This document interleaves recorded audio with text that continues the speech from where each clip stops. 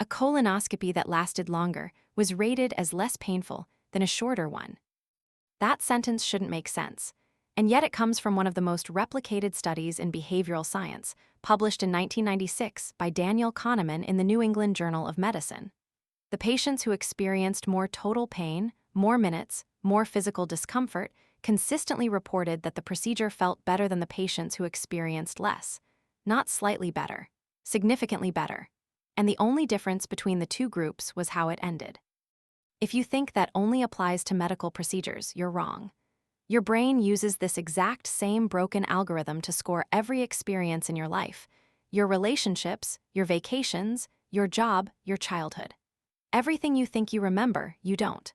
What you remember is a version of events your brain constructed after the fact, using 2 data points and ignoring everything else.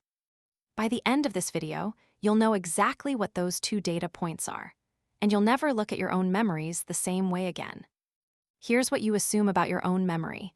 You assume your brain works like a camera. You experience something, it gets recorded. Later you play it back. The playback might be fuzzy, the details imprecise. But the underlying data, the total amount of pain, pleasure, boredom, or joy, is roughly accurate. You assume that if something made you feel good for 6 hours, that is 6 hours of positive experience stored and waiting to be retrieved accurately when you need it. That assumption is wrong. Your brain doesn't record experiences, it scores them. And it uses a formula that has almost nothing to do with what actually happened. Kahneman called it the peak-end rule, and once you understand it, you cannot unsee it anywhere. The rule is this: your brain evaluates any experience based on exactly 2 moments. The peak, the single most intense moment of the experience, whether positive or negative, and the end, the last few moments before the experience stopped. Everything in between, the total duration, the average quality, the majority of what actually happened, your brain weights at almost 0.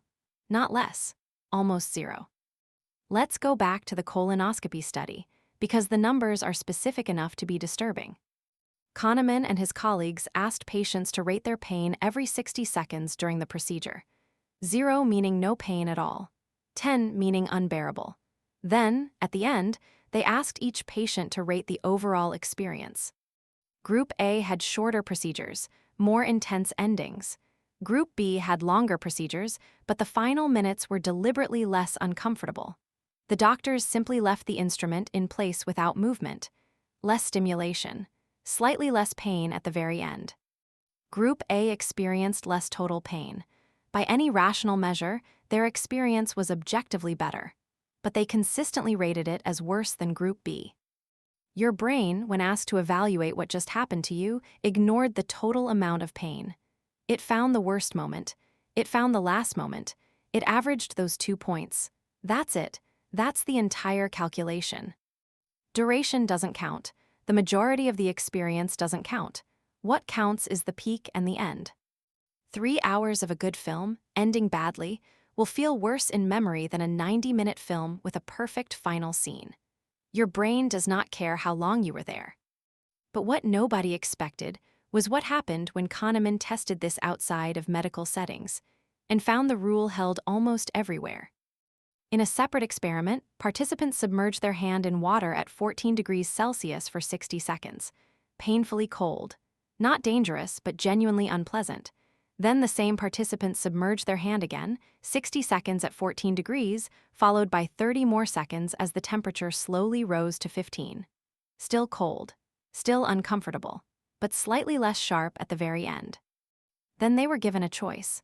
Which trial would you like to repeat?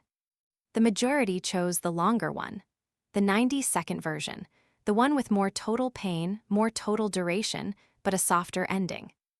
Think about what that means for a moment. These were not confused people. They were adults who had just lived through both experiences back to back. They had the information. They had the direct comparison. And they still chose the option that delivered more total suffering because their memory had quietly reclassified it as the better one. When asked to explain their choice, they couldn't. Some insisted the first trial must have been colder, even after being shown the exact temperature data. Their experiencing self, the part of them that actually lived through both trials, registered more discomfort in the second.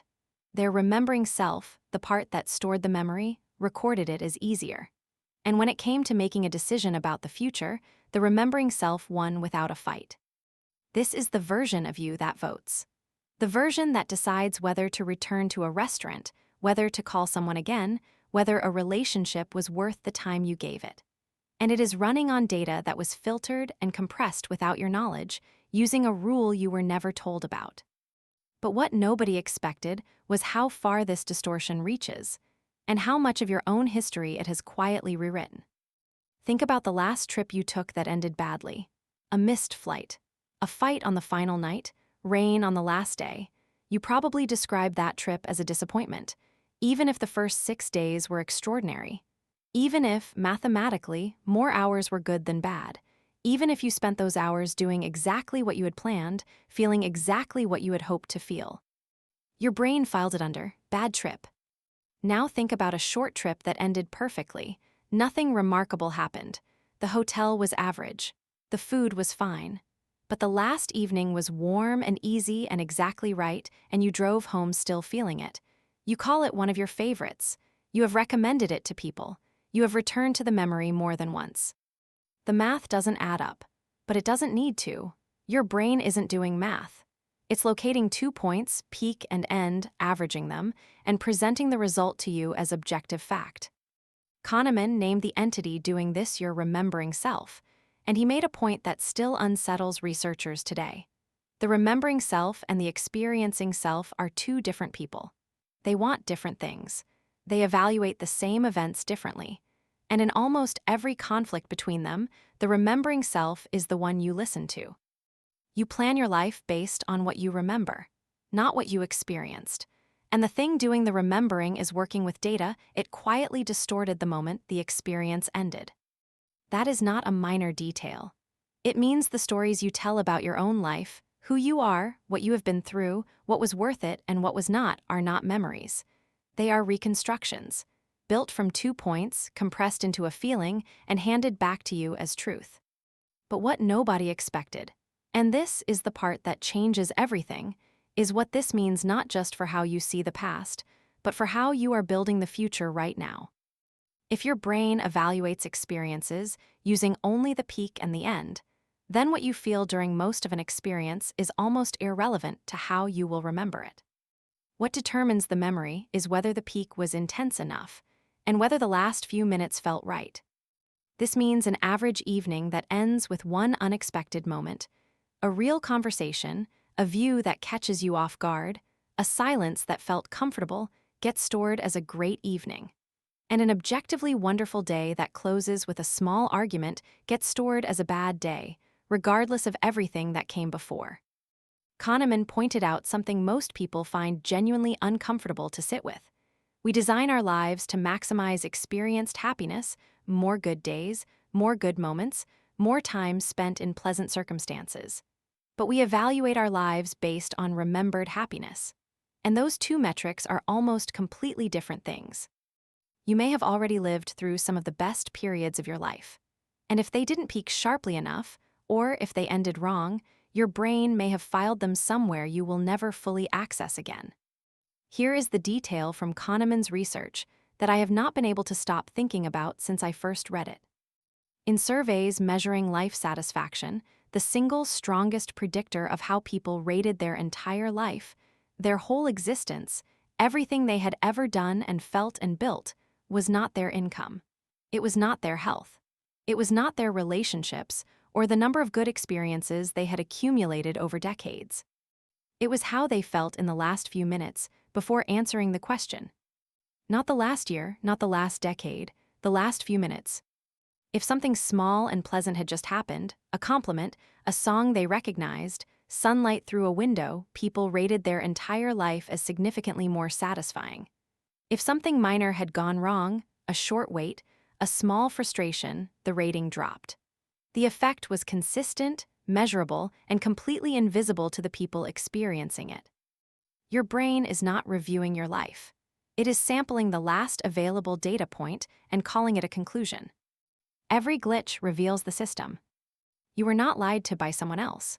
You were lied to by the version of yourself built to make fast decisions in a complicated world. The peak-end rule exists because remembering everything equally is expensive, and your brain is not in the business.